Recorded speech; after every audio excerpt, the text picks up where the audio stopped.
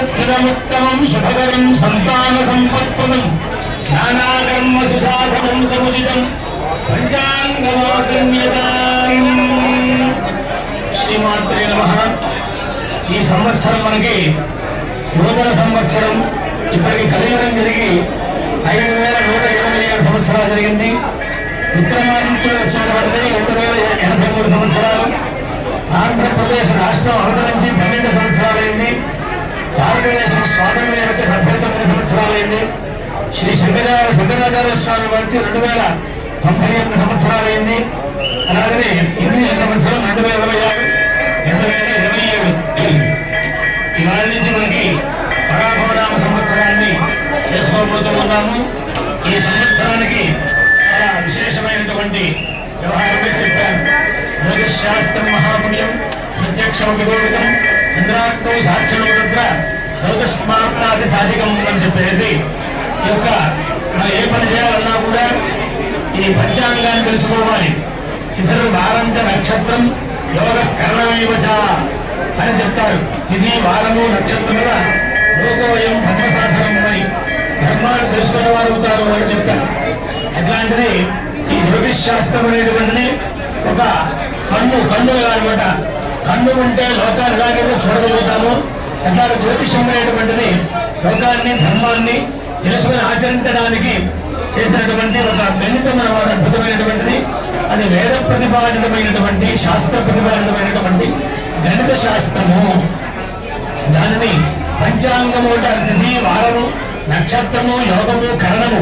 ఇవాళ తిథి ఏమిటి నక్షత్రం ఏమిటి ఇవన్నీ కూడా తెలుసుకోవాలి ప్రతిరోజు కూడా. అలాగే ఇవాళ చైత్రమాసం వసంత ఋతువు. అలాగే మొదటి రోజు ప్రతిపత్తి భాగ్యమే ఇవన్నీ కూడా మనం తెలుసుకోవాలి.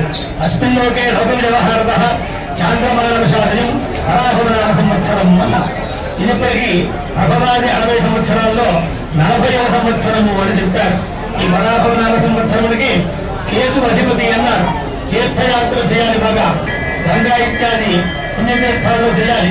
అలాగే మన అమ్మవారి దేవాలయం మంచి కార్యక్రమాలు చేపడుతుంది. వాటిలో భాగస్వామ్యాన్ని వహించాలి. అలాగే ధర్మాన్ని ఆచరించాలి. ఈ ధర్మం మీరు విశేషమైనటువంటి మోక్ష సాధన చేసుకోవాలని చెప్పాడు. తరువాత వర్షలగ్నంలో ద్వితీయ అష్టమాధిపతి శుక్రుడికి లీలరాశయంలో ఉచ్చస్థితి వల్ల విస్తారమైనటువంటి భూమి బాగా పంటలు పండుతాయని చెప్పారు. ఈ సంవత్సరం దేశంలో దాన ధర్మాలు పెరుగుతాయన్నారు. సరైన సమయంలో సరైన నిర్ణయాలతో దేశ రాజకీయ పాలక వర్గాలు తొట్టుబాటు లేకుండా నిర్భయంగా ముందుకు సాగుతారన్నారు. సంవత్సరంలో ఇతరుల మీద ఆధారపడకుండా స్వయంగా సంపాదించినటువంటి ఆస్తి వల్ల స్వయం సమృద్ధి కలిగి తెలివితేటలతో బాగా పరిపాలన చేస్తారని చెప్పారు. అలాగనే ప్రజలు ఆరోగ్యాలు ఉంటాయని చెప్పారు. సహజ స్థితి కావలసినటువంటి కుటుంబానికి జరుగుతుందిగా అనుకూలమైనటువంటి వాతావరణం ఉంటాయని వస్తు విలువలు బాగా పెరుగుతాయని చెప్పారు. పురపాలక సంఘాలు పంచాయతీ పరిధులు మెరుగుపడుతుందని చెప్పారు. ఇతర దేశాలతో దౌత్య సంబంధాలు ఆశ్చర్యంగా పెట్టుకుని వ్యవహరించి వినాస్వామ్య వ్యవస్థని బలోపేతం చేస్తారన్నారు.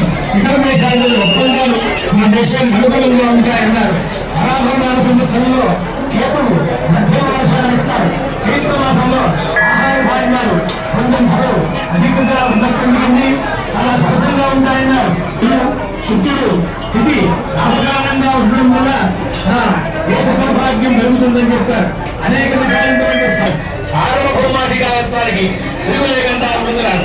రక్షణ రంగం భవిష్యత్తులో నూతన ఆయుధాలు క్షిపణులు ఇవన్నీ కూడా సమృద్ధిగా ఉంటాయన్నారు. కేంద్ర రాష్ట్ర ప్రభుత్వాన్ని నేతలు స్వచ్ఛమైనటువంటి ఆరోగ్యంతో స్వార్థరహితంగా చేస్తారన్నారు. కేంద్ర రాష్ట్ర ప్రభుత్వాల మధ్య సత్సంబంధాలు కొనసాగుతాయని చెప్పారు. అలాగనే మన దేశ రాజకీయాలు రక్షణ వ్యవస్థ అంతా కూడా చాలా బాగుందని చెప్పారు. దేశంలో ఆత్మహత్యలు కరువు కాటకాలు ఇవన్నీ కూడా తొలగిపోతాయని చెప్పారు. వైవాహిక వ్యవస్థ ఆశాజనకంగా ఉంటుంది అని చెప్పారు. అంటు వ్యాధులు అరికట్టబడతాయి అని చెప్పారు. అలాగనే గురుని ఉచ్చరాశి సంచారం మఠాధిపతులు గౌరవానికి దేశానికి కూడా సమర్థవంతంగా చేస్తారని చెప్పారు. తరువాత అలంకరణ సామగ్రి ఇవన్నీ కూడా విశేషంగా పెరుగుతాయని చెప్పారు. అలాగనే ఆలయాలలో విశేషమైనటువంటి ధార్మికమైనటువంటి వైదికమైనటువంటి కార్యక్రమాలు ఉన్నతంగా జరుగుతాయని చెప్పారు.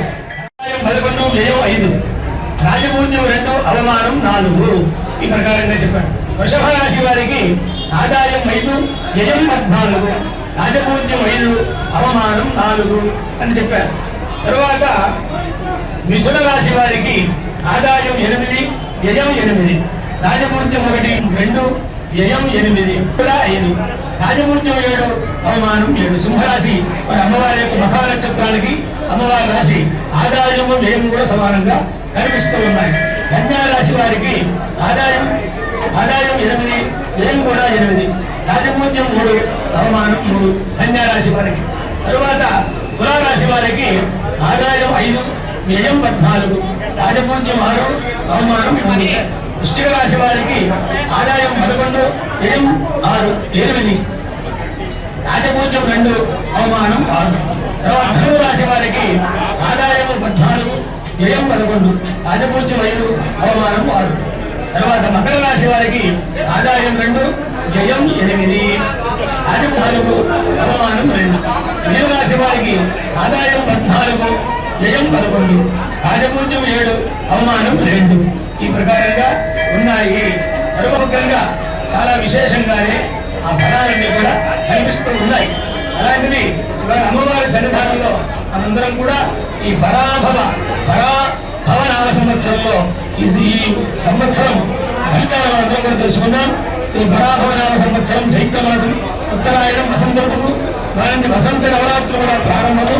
అందుచేత ఇవాళ ఉదయాన్నే అలంటుకోవడం, నూతన వస్త్రాలు ధరించడం, షడ్రుతులతో ఉన్నటువంటి ఆ లేఖ్యాన్ని స్వీకరించడం, తర్వాత దైవ దర్శనం చేయడం, పెద్దలని గురువులను తల్లిదండ్రులను సేవించుకోవడం, తర్వాత ఈ పంచాంగ శ్రవణం చేసి తద్వారా వచ్చేటువంటి ఫలితాన్ని మనందరం కూడా పొందాలి అని చెప్పారు. శ్రీ కళ్యాణ గుణావహం. ఈ పంచాంగాన్ని రోజు కూడా తెలుసుకోవాలి. ఒక్కరోజే కాదు, దినవార నక్షత్రాలు తెలుసుకుంటే తప్ప మనం మంచి పని చేయడానికి, శుభకార్యాలు ఆచరించడానికి అవకాశం ఉండదు. కాబట్టి పెద్దలు మనకి ఈ పంచాంగాన్ని అనుగ్రహించారు. శ్రీ కళ్యాణం. శ్రీ అంటే సంపదలు, కళ్యాణం అంటే విశేషమైనటువంటి శుభాలు, కాబట్టి అనేక గుణాలు. నిబుహరం అంటే శత్రువులను నశింపజేస్తుంది. విశ్వప్రదోషాపహం, విశ్వప్రాలు కూడా పోగొడుతుంది. గోదానాన్ని ఫలాన్ని ఇస్తుంది. గంగా స్నానం వంటి విశేష ఫలితాన్ని ఇస్తుంది. ఆయువు వృద్ధి చేస్తుంది. శుభకరమైనటువంటిది. సంతానాన్ని, సంపత్తిని కూడా ఇస్తుంది. ఇంతకంతగా అనేక కర్మల యొక్క సాధనంగా ఈ సముచితమైనటువంటి పంచాంగాన్ని అందరూ కూడా శ్రవణం చేయండి అని మన పెద్దలు మనకి చెప్పుకున్నారు. అలాంటి పంచాంగ శ్రవణాన్ని అమ్మవారి సన్నిధిలో మనం చేసుకున్నాం తప్ప ఇక్కడి నుంచి కూడా కొత్త సంవత్సరం ప్రారంభం. అందరి హృదయాల్లోనూ కూడా భక్తి బాగా పెరిగి అమ్మవారి సేవ బాగా చేసి మన అమ్మవారి దేవాలయంలో చేపట్టేటువంటి అనేక కార్యక్రమాలు, శుభ కార్యక్రమాలు అవన్నీ కూడా మీరందరూ కూడా స్వీకరించి భక్తులు నిత్యము కూడా త్రికాలములందు అమ్మవారిని సేవించి రక్షణని పొందవలసిందిగా అమ్మవారి సన్నిధానంలో అందరికీ కూడా తెలుపు చేస్తూ ఉన్నాము. నమః పార్వతీ మహాదేవ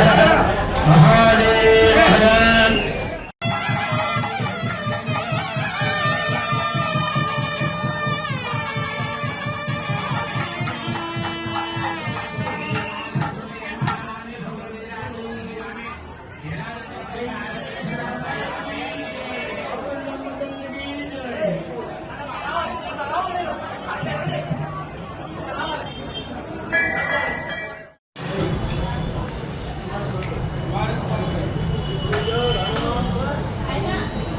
Bagus.